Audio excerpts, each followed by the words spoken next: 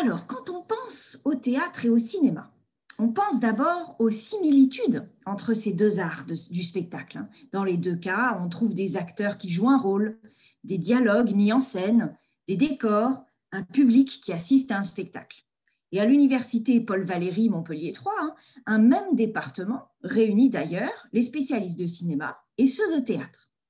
Le théâtre et le cinéma n'ont cessé d'évoluer, chacun à leur manière, mais toujours en exerçant une profonde influence l'un sur l'autre. Ce développement à la fois autonome et interactif a conduit les critiques à vouloir sans cesse redéfinir cette relation. Comparer le théâtre et le cinéma au début du XXe siècle, lorsque le cinéma était muet et le théâtre était dominé par la scène à l'italienne, hein, c'est-à-dire une scène où le public fait face aux acteurs, hein, et ils sont séparés de la salle par un quatrième mur visuel, eh bien cela diffère sensiblement de la situation contemporaine où le cinéma est devenu une expérience à la fois visuelle et auditive, et le théâtre un rituel toujours plus diversifié et hétérogène dans sa nature. Le cinéma a tout d'abord été utilisé pour enregistrer des productions théâtrales dans un rapport de subordination. Le théâtre était supposé plus important, plus légitime que le cinéma. Les premières adaptations fonctionnaient sur le mode du théâtre filmé. La caméra était fixe, la prise de vue était frontale. Tout était fait pour reproduire l'expérience théâtrale et immortaliser le jeu de grands comédiens. Et progressivement, le cinéma s'est détaché du théâtre pour se constituer en art spécifique, art qui fait intervenir trois sortes de mouvements. La circulation des personnages, seul mouvement que l'on trouve également sur scène, mais aussi les déplacements de la caméra et la succession des plans au sein du continuum filmique. Ces trois mouvements participent de la création d'une vision particulière du monde, à l'insertion de l'action dans une stratégie de la perception. Avec l'apparition des techniques du parlant à la fin des années 1920, le cinéma s'est rethéâtralisé, faisant appel à des dramaturges et à des acteurs de la scène. La fixité des microphones a entraîné un retour à une caméra beaucoup moins mobile et à des situations très théâtrales. Les années 30 ont représenté la reconquête des techniques visuelles du cinéma muet, appliquées cette fois-ci au cinéma parlant. Puis, il y a eu la concurrence entre le cinéma et la télévision. Et cette concurrence est accompagnée de sa surenchère de techniques spectaculaires, comme les procédés de colorisation, le cinémascope ou les expériences de 3D. Donc, vous voyez, lorsque l'on tente de théoriser les relations que l'on peut établir entre le théâtre et le cinéma, il faut tenir compte de ces évolutions technologiques rapides et se garder des conclusions hâtives sur ce qui ferait nécessairement l'essence d'un médium ou de l'autre. Cependant, il faut aussi rester conscient que lorsque l'on filme une pièce de théâtre, on passe à un dispositif très différent. Une œuvre cinématographique est généralement réalisée en trois phases distinctes. La première étape correspond, on l'a vu, à la même mise en scène qu'au théâtre, le jeu des acteurs, les déplacements dans le champ, le décor. La deuxième étape équivaut aux prises de vue pendant le tournage. Il s'agit d'une mise en cadre. Ensuite, au cours de la troisième étape, les images du tournage sont mises en chaîne. Le cinéma fait donc apparaître une configuration au carré. Le médium se présente comme la mise en espace et en temps du théâtre, lui-même mise en espace et en temps du texte dramatique lui-même. L'adaptation du théâtre au cinéma signifie le passage à un médium qui crée une tension constante donc entre le mouvement dans le champ visuel, hein, les acteurs qui se meuvent dans le champ visuel, et le mouvement du champ entre le mouvement de l'action et celui de la caméra.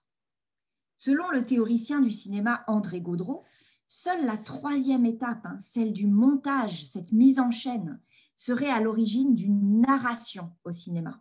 On passerait d'un spectacle montré à un récit narré.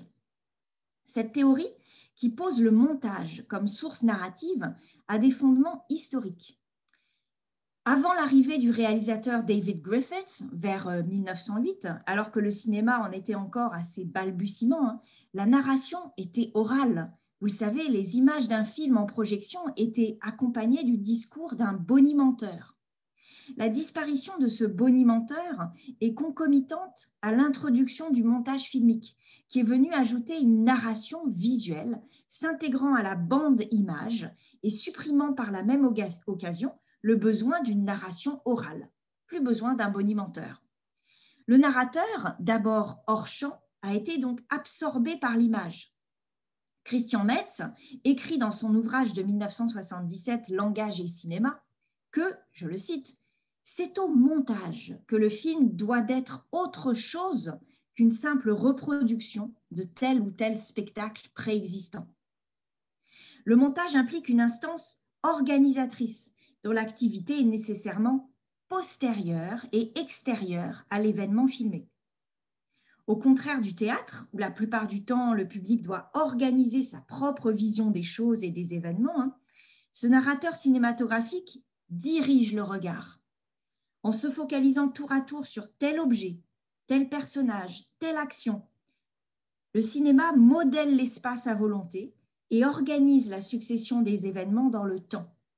Mais notons que le théâtre utilise aussi fréquemment, par exemple, des spots lumineux pour guider l'attention des spectateurs, introduisant une certaine focalisation au sein de l'agencement scénique. Le montage influe sur la chronologie et le rythme du récit. Ces fonctions vont même au-delà de l'organisation des événements au sein de la narration. Il donne au réalisateur ou à la réalisatrice la possibilité d'alterner les points de vue pendant le déroulement de ces événements. Donc, si le théâtre apparaît comme le médium de l'action, le cinéma, en revanche, se présente très souvent comme le médium de la réaction. En alternant les plans d'action et les plans de réaction, en faisant varier la focalisation, il induit les phénomènes d'identification, souvent plus difficiles à créer au théâtre.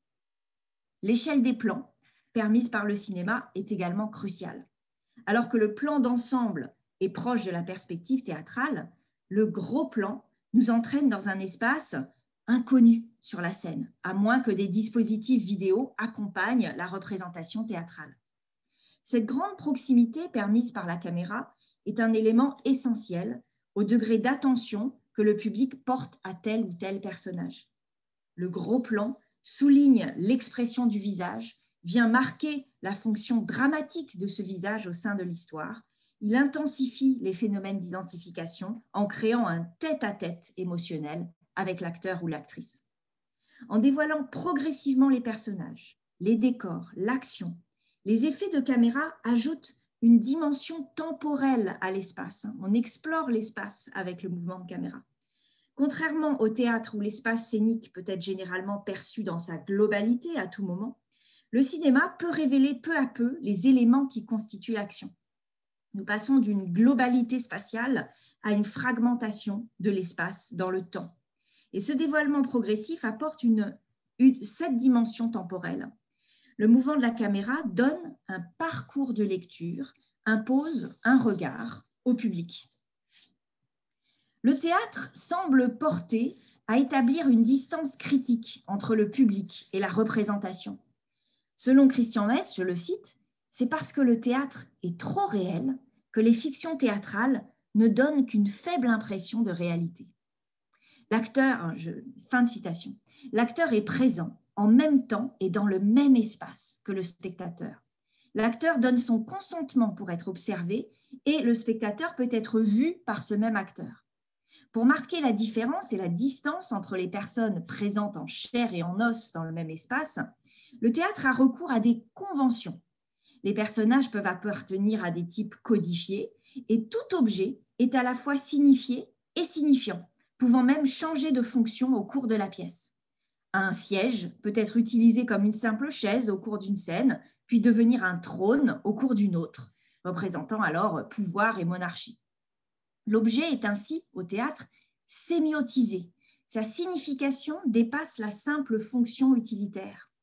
Cette sémiotisation de l'objet est beaucoup moins importante au cinéma, où la construction d'un univers réaliste impose à l'objet un rôle défini et immuable. Par rapport au théâtre, le médium cinématographique présente une tendance à la dissimulation de ses marques de fabrication.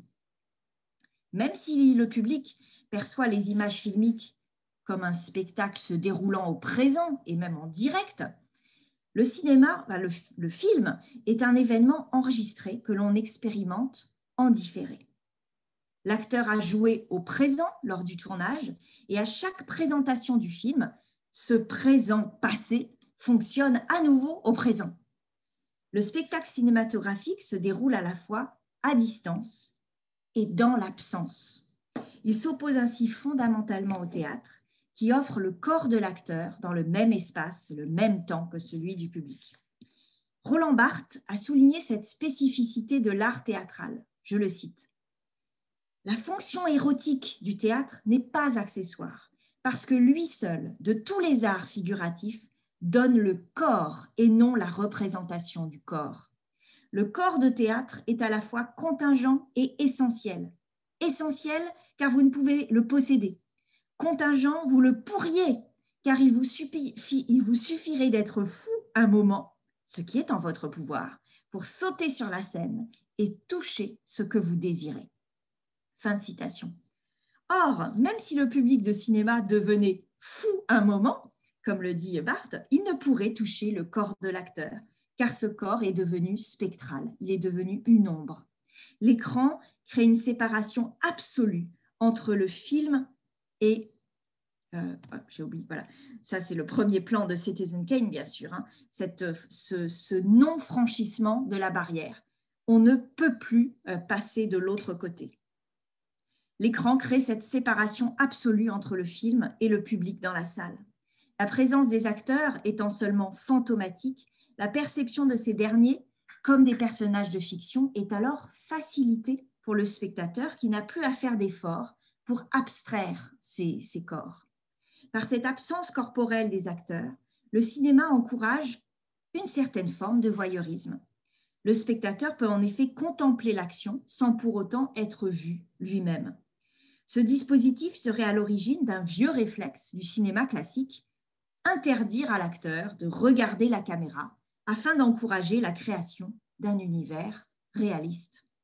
En évitant l'adresse à l'objectif, l'acteur nie à la fois l'existence du dispositif d'enregistrement, il fait comme s'il n'y avait pas de caméra, et il nie aussi la présence du public qui peut ainsi demeurer voyeur secret. L'absence physique rend le film à la fois inaccessible et infiniment désirable. Cette mécanique du manque et du désir se traduit non seulement dans la nature du médium, mais également dans l'esthétique cinématographique. Le montage, les mouvements de caméra, en dévoilant l'action progressivement et par bribes, comme on l'a vu, instaurent un mode d'énonciation qui relève en permanence de la dissimulation et de la révélation. Donc, qu'est-ce que le cinéma? André Bazin considère l'écran non pas comme un cadre, mais comme un cache, ne laissant percevoir qu'une partie de l'événement à chaque fois. Et dans son ouvrage « Essai sur la signification au cinéma », Christian Mess décrit l'écran comme un cache pour ce qui est du représenté, puisque l'écran ne dévoile qu'une partie du monde fictionnel à chaque moment, mais aussi comme un cadre pour ce qui est de la représentation, puisque l'écran est aussi une surface limitée, qui peut être vue comme un tableau. L'adaptation des pièces de théâtre au cinéma passe notamment par l'introduction de cette tension entre l'action cachée et l'action dévoilée. L'ouvrage collectif « Le film de théâtre », dirigé par Béatrice Picon-Vallin en 1998, étudie plusieurs cas où le spectacle vivant a été transféré sur pellicule.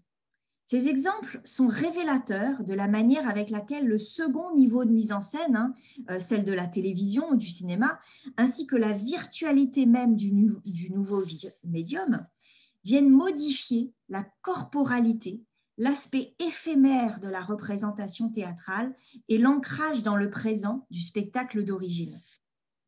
Mais ces articles, dans cet ouvrage, montrent aussi que la théâtralité peut rester présente à l'intérieur du film de théâtre, surtout lorsque la pièce est filmée dans le lieu même de la création théâtrale. Depuis quelques années, la captation en direct et en différé tente d'imiter, conserver et prolonger, tout cela à la fois, cette expérience théâtrale. l'arrachant à sa forme éphémère et permettant de revoir la représentation. Les productions théâtrales qui sont filmées en direct ne manquent pas de prendre en compte, en fait, dans leur mise en scène, le fait qu'elles sont dans le même temps une expérience filmique ou télévisuelle et qu'elles pourront ensuite être revisionnées uniquement sur la forme audiovisuelle. Le fait même de capter une production théâtrale va influer ainsi sur la création artistique première. Au-delà de la captation théâtrale, où une caméra ou plusieurs caméras enregistrent un spectacle et son public en train de le regarder, on peut s'interroger sur ce que devient une pièce lorsque le processus d'adaptation tente d'éradiquer la théâtralité et d'utiliser le dialogue, le texte dramatique, comme un script de film, en évitant les plans d'ensemble, susceptibles de révéler les limites de l'espace scénique. Un film peut nier toute frontière à l'action dramatique. Le dispositif fait alors oublier la présence d'un hors-cadre, c'est-à-dire le hors-cadre, c'est le lieu où se déploient les coulisses et l'appareillage technique nécessaire à la fabrication du film. Et si on nie ce hors-cadre, le champ de la caméra est imaginé comme appartenant à un espace fictionnel plus vaste. Apparaît alors la notion de hors-champ, que l'on peut définir comme l'ensemble des éléments qui, n'étant pas inclus dans le champ, existent néanmoins pour les spectateurs dans leur imagination.